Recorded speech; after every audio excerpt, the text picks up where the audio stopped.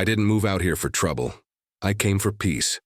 After 20 years building up my engineering firm from a garage to a multi-state operation, I cashed out and bought myself a slice of heaven.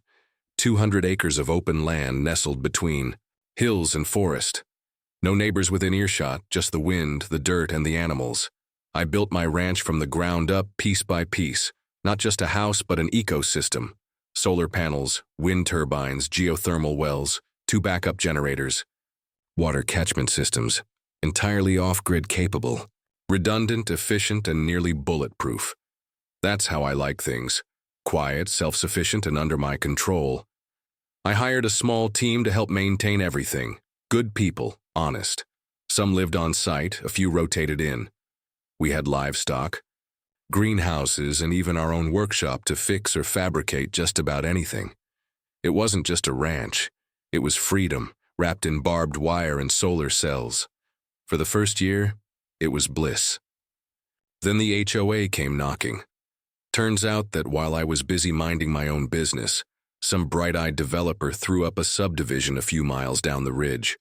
With it came a freshly minted homeowners association that, thanks to some fine print in a county zoning update, had the power to annex bordering properties for community integration.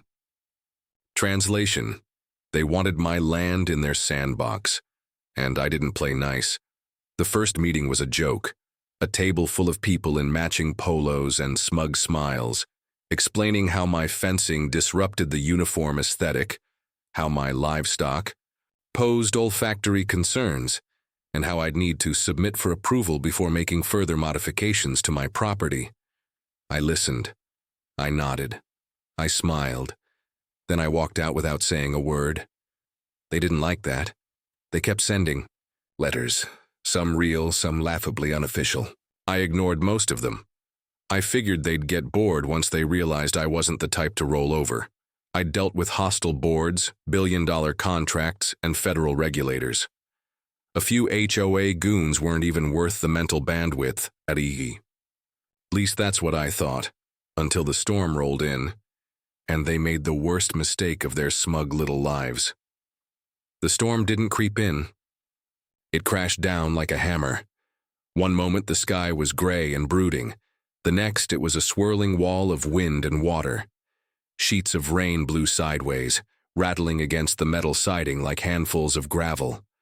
Thunder cracked so loud the windows shook, and lightning lit up the sky in jagged flashes, too close for comfort.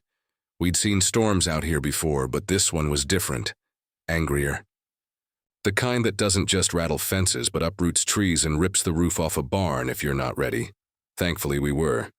I built the ranch to be disaster-proof, with double-layer insulation, reinforced storm shelters, and enough backup power to run a small town. As the grid flickered out across the county, our solar batteries kicked in without missing a beat. Generators hummed to life automatically, systems switching over like clockwork. I even smiled to myself, felt that familiar pride in preparation, and then everything went black, no warning, no surge, just a flatline silence that felt wrong. The generators should have been on. The solar batteries should have had hours of reserve. But when I checked the diagnostics panel, it showed nothing. No juice. Dead across the board. That's when the anxiety hit. This wasn't just a storm glitch. This was sabotage. I sent Jacob, one of my guys, out in the gator to check the perimeter. He made it a few hundred yards before radioing in. "Boss, you're not gonna believe this," he said, his voice tight. "Main connection box at the south gate. It's been opened. Cut clean. Padlock's missing." "What do you mean, cut?"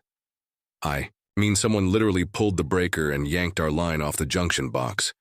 And there's a laminated HOA tag zip-tied to it. Says, temporarily disconnected due to non-compliance with emergency power protocol." I stared at the silent control room for a moment, processing. They didn't. They couldn't. They did. I threw on my jacket and headed straight for the HOA's temporary command center, a repurposed model home where their board liked to play pretend during community emergencies. I parked half on their curb, half on their ridiculous decorative gravel, and stormed through the door, still dripping from the rain. Inside, 4 of them sat around a fold-out table, sipping bottled water like they were FEMA agents. "We need to talk," I snapped. They looked up, surprised but not startled. Smug, really. "Oh, Mr. Callahan," chirped the HOA president, a woman named Marlene who always wore a pastel sweater draped over her shoulders like she thought she was on the board of a yacht club. "Everything all right? Storm got you rattled? You cut power to my ranch." "No," she said smoothly. "We temporarily suspended a line that was improperly routed through shared infrastructure. Standard emergency protocol. You were warned in writing. Several times, in fact." I clenched my jaw. "That connection was approved by the county and the co-op 10 years ago. You have no right to touch it." She smiled like a cat who'd eaten the canary. "We have authority over all community infrastructure within the HOA's jurisdiction, including power distribution. Points. Section 6C, line 14 of the Charter. You're not a utility company. No, but we represent the community's safety interests, and your property has failed to submit the required emergency compliance forms. We couldn't risk your unorthodox setup endangering others." They'd made it sound so official, so reasonable. But they didn't just pull my plug, they nearly put lives at risk. Elderly parents, workers sheltering in place, refrigeration for critical meds, livestock systems offline, all for some petty power move. I looked her dead in the eye. "You just made the worst mistake of your life. By the time I got back to the ranch, the storm was still in full fury, and now we were flying blind. No lights, no heat, no security systems, no power to pump water or run the refrigeration. In a place like this, you don't just lose electricity, you lose control. And in the middle of a storm like this, that can turn deadly. First priority was my folks. My parents live in a guest cabin near the main house, both in their 70s, both stubborn as hell, but not built for a night without heat. I found them, bundled up, flashlights in hand, trying to stay calm. They didn't complain, they never did. But I saw it in my mother's face. She was scared. Next was the barn, the backup generators that regulated the feed system and kept the heating lamps. Going for the young livestock were offline. I had to haul in fuel by hand to fire up the emergency kerosene heaters, hoping it'd be enough to keep the smaller animals from freezing. And then there was Corey. He's one of my best hands. 19 years old, smart as a whip, full of fight. But he's also diabetic, and insulin doesn't like to sit in a warm pocket. It needs cold storage, which, thanks to the HOA's stunt, we didn't have anymore. By the time we realized the fridge was down, the insulin was already warming. That's when the anger set in. We tried reaching out to the county emergency response line. No dice. 2. Many calls, not enough units, and the roads were already flooded. We were on our own. Again. And the reason? A bunch of HOA bureaucrats playing God. I tried calling the HOA office straight to voicemail. Left 3 messages. Then I got creative. Used a battery-powered radio rig to ping their emergency channel. Finally, I got a response. "This is HOA command," a voice crackled. "This is Jack Callahan," I growled. "Reverse the damn cutoff. Right now." There was a pause, then that same sugary voice. "Marlene, Mr. Callahan, we've already explained. Your system was not in compliance with approved emergency protocols. You were warned multiple times." "Save the script," I snapped. "We've got an elderly couple without heat, a kid whose insulin's going bad, and a livestock operation on the verge of collapse. If you don't reconnect that line, and I mean now, anything that happens out here is on you." Her voice went icy. "We are operating within our authority." I felt my fist clench around the radio mic. "You have no authority, and you have no idea who you're messing with." Then I shut the radio off. They thought they could muscle me, that I was just some crusty old rancher who didn't know how to follow rules. What they didn't know, what they never bothered to find out, is that I built the system they just tried to weaponize against me, and I was about to burn their entire little kingdom to the ground. They saw a man with dirt under his nails and calluses on his hands, and thought that was all there was. That's always been my favorite trick, looking ordinary. Before I was just a rancher, I was Jack Callahan, co-founder and chief technology officer of GridLink Systems, the utility infrastructure company that modernized half the Southwest's power, delivery network, smart grids, resilient infrastructure, private utility redundancy. We didn't just keep the lights on, we redefined what on meant. I helped design the software that rerouted power in emergencies, the hardware protocols that balanced loads across counties. When a wildfire took out a transmission line in Nevada back in 2014, it was my algorithm that kept the surrounding towns from going dark. I didn't just understand power. I engineered its flow down to the millisecond. We went public in 2016. The day the IPO hit, I walked out of the boardroom, took my payout, and vanished into the hills. What no one outside my lawyers ever knew was that I didn't just cash out. I diversified, spread my ownership across a handful of regional utility co-ops, including the sleepy little outfit that serviced this part of the county. I never wanted to run things again, but I wanted a seat at the table, quietly.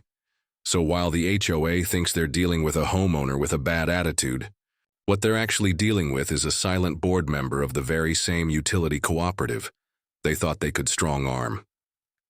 They have no idea that I still have access to the back-end diagnostics, the fiber optic maps, the remote management, keys. I designed this network.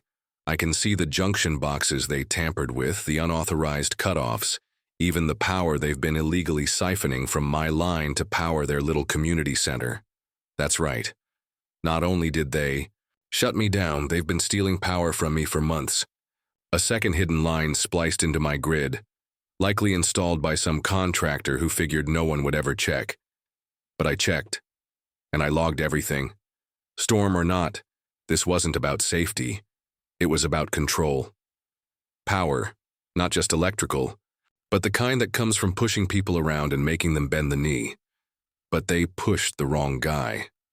I built empires while these clowns were still bickering over mailbox paint colors. I've sat in rooms with senators, CEOs, and the Department of Energy. And unlike these HOA amateurs, when I draw a line, I know exactly how much current is flowing through it. They wanted a power play? Fine. Now it's my turn. The storm lasted another 6 hours. The fallout from the HOA's stunt, though, that was just beginning. First thing I did was flip the switch on my private bypass line, a direct underground conduit I'd installed years ago, long before the HOA even existed. It tapped into a separate feed connected to an independent substation tied to my original grid design. Not even the utility co-op knew about it anymore, not since I stepped away from public operations. 10 seconds after activation, the lights in my ranch flicked on. Every building, every camera, every critical system. Warmth surged through the floors, the hum of machinery returned, and the cold chaos began to dissolve. The best part? The HOA board's model home, now their little emergency hub, remained. The dark. Their own power had failed an hour ago and they didn't know why. Funny that I didn't make any noise. Not yet. I just watched and documented. Pulled security cam footage from the perimeter. Turns out the HOA president's son, little, silver spoon brat named Bradley, was the one who cut the line. He even looked straight at one of the cameras while holding the bolt cutters. Amateur. I flagged the footage, backed it up 3 different ways, and logged the timestamps. Then I grabbed the tagged notice zip-tied to the shutoff box, the one, citing emergency protocol, and scanned the signature. Marlene herself, clear as day. With power restored and my people safe, it was time to go to work. I started making calls. First to my lawyer, Sarah. She's been on retainer since the IPO. Cutthroat, discreet, and loves a good vendetta. I sent her the footage, the documents, and a copy of the HOA's charter, which I'd pulled from their smug little website. Next, I rang up a buddy from the old days, Jim Calhoun, now head of regulatory compliance for one of the largest power consortiums in the state. I explained what happened. He didn't even let me finish before saying, "Jack, that's felony-level tampering. You want this in front of the Utility Commission?" "Not yet," I said. "Soon." While Sarah and Jim were working their angles, I started pulling strings with some old journalist friends.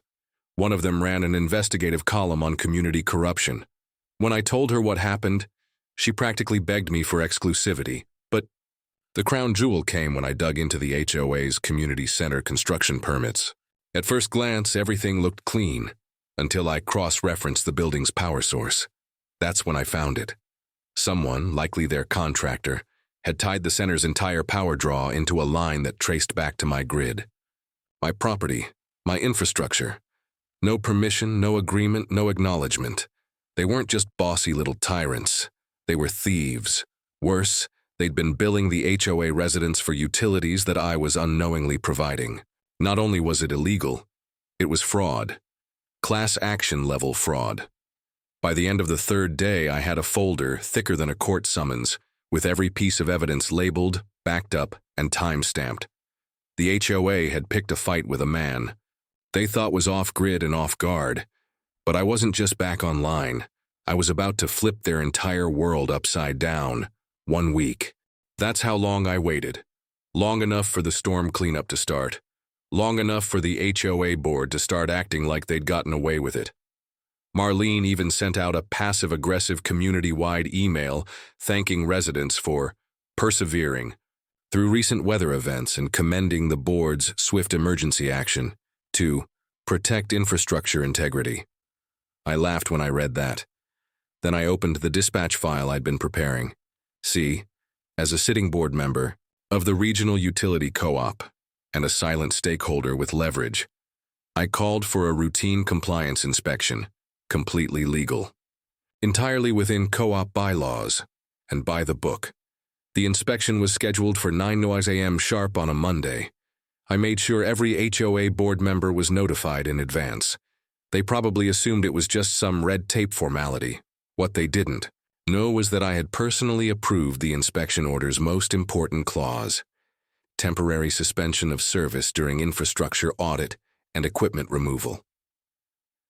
Right at 9:01, the lights in the HOA office flickered, then died. Same for Marlene's house, Bradley's guest house, and the entire HOA board's little cul-de-sac. Even the smug community center they used to host meetings and yoga classes went stone cold. Within 10 minutes, my crew arrived in marked co-op trucks, 5 of them, all in high-vis vests and hard hats, professionals with work orders and cameras. They went straight to the junction boxes, flipped the master breakers, and started pulling wires. Legally, they removed every inch of unauthorized cabling, tore out the illegal siphon that had been stealing power from my ranch, snapped photos, documented everything, left behind bright orange tags that read, "Service disconnected, unauthorized modifications detected, report filed with Public Utilities Commission." By noon, the community was buzzing. The HOA tried calling. The co-op got rerouted to legal.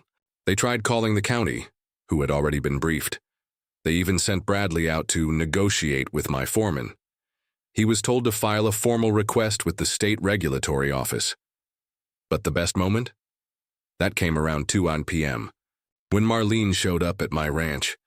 She came storming up the driveway in a designer raincoat and rubber boots that had never seen a puddle.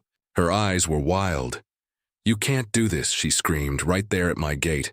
"You're abusing your position. This is retaliation." I didn't bother inviting her inside. I stepped out onto the porch, calm as ever, holding a slim black folder in one hand. "I told you," I said. "You had no idea who you were messing with." Then I handed her the cease and desist order. Inside it, a formal claim for $250,000 in damages for utility theft, complete with billing estimates, footage, signed inspection reports, and forensic analysis of power draw discrepancies over the past 6 months. She flipped through the first few pages, mouth opening and closing like a fish. Then I hit her with the second blow. A copy of the complaint I'd filed with the State Public Utilities Commission, including a request for a formal investigation into the HOA's unauthorized manipulation of community infrastructure, tampering with critical systems during an emergency, and criminal theft of services. The cherry on top, a notarized letter from my attorney, warning of potential criminal liability for anyone involved in the disconnection or siphoning operation. Marlene didn't scream after that. She just stood there, eyes darting, breathing sharp and shallow like someone realizing the floor beneath her feet had just caved in. I nodded once. You're going to want to lawyer up, fast. And then I turned and walked back inside. I could hear her still standing there when I closed the door. Powerless. Literally. And it was only just beginning. The next HOA meeting was held in a half-lit rec hall running on a rented generator. Half the lights worked, the mic squealed, the projector sputtered. Poetic, really. What wasn't broken was the crowd. More than 100 residents showed up, double the normal turnout. Word had spread fast. Power outages, utility theft, emergency, sabotage. And thanks to a certain investigative reporter friend of mine, a full expose had dropped online the day before. It came with video clips, security cam footage of Bradley slicing the main line during a storm, timestamps synced with weather alerts, and even a side-by-side showing their community center leeching power off my grid. By the time the local news station got wind, the HOA was toast. The story made the 6 o'clock broadcast, storm scandal. HOA accused of power sabotage and theft from local rancher. The board tried to maintain order. Marlene, red-faced and jittery, called the meeting to order and was immediately shouted down. "We have a statement prepared." "No one wants your statement," someone yelled. "We want answers." A chorus of angry voices followed. "You left us in the dark while you were stealing his power." My dad's oxygen machine went out that night. What if he had died? You tried to ruin a man's livelihood, and he saved our asses. Then the bombshell hit. Footage of Marlene signing the disconnect order. On a projector screen. Blown. Up 6 feet tall. Courtesy of one very angry resident who got the files from the news report and had zero patience for theatrics. You could see the moment her spine gave out. She didn't even try to deny it. One by one, board members tried to slink away, but resignation didn't stop what was coming. Marlene was already under investigation. The DA's office had launched a preliminary inquiry into utility theft and reckless endangerment. Bradley was being looked at for felony tampering. I stayed in the back watching it all play out, didn't say a word, until someone called my name. "Mr. Callahan, what would you do?"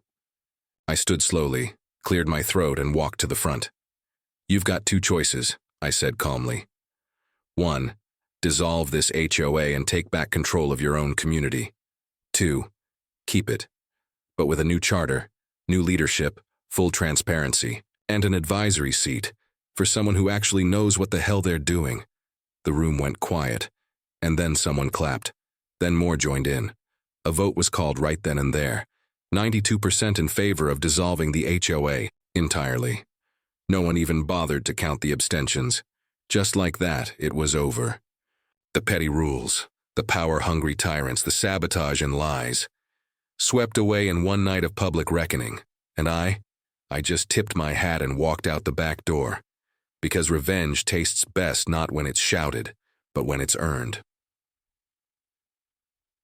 Life's been quiet again. The kind of quiet you only appreciate after a storm, when the air's clean, the fences are whole, and no one's trying to regulate the length of your grass. The HOA, gone. Officially dissolved. All legal filings processed. Marlene's been silent ever since her mugshot made the rounds in the local paper. She's facing felony charges and a very expensive lawsuit. Last I heard, she sold her house and moved. 2 counties over. Probably somewhere with less resistance. As for the rest of the neighborhood, different vibe entirely. Friendly waves, fresh respect. A few of the folks who once kept their distance have started coming by, asking for advice on how to back up their homes, how to get off grid, how to stay safe when the next storm hits, and I help them. Gladly. I even worked with a couple of families to install shared backup batteries and inverter systems. At cost. No markup. One neighbor offered to name a chicken after me. I told him to make it a goat, stronger. And then there's the solar array, built it on a patch of communal land that no one had dared touch during the HOA years. Threw up a full battery wall, too. No one asked for it. but they all use it now. Free charging stations, emergency sockets, even a little community fridge. Just because I could. I don't need their gratitude. But I get a lot of fresh-baked pies and handshakes anyway. My ranch is still standing, stronger than ever. Our systems are tighter, our people even more resilient. We've got protocols now that could withstand a hurricane, and cameras wired. So deep not even a gopher could sneak by without an alert. I still walk the fence line every morning. Still check the panels. Still have a cup of coffee on the porch while the sun rises over the hills. That never changed. But there's one thing I do differently now. Every time I flip a switch, every time I hear the satisfying hum of voltage flowing, exactly where it should, I smile. Because they thought I was just some rancher. They should have checked who really keeps the lights on.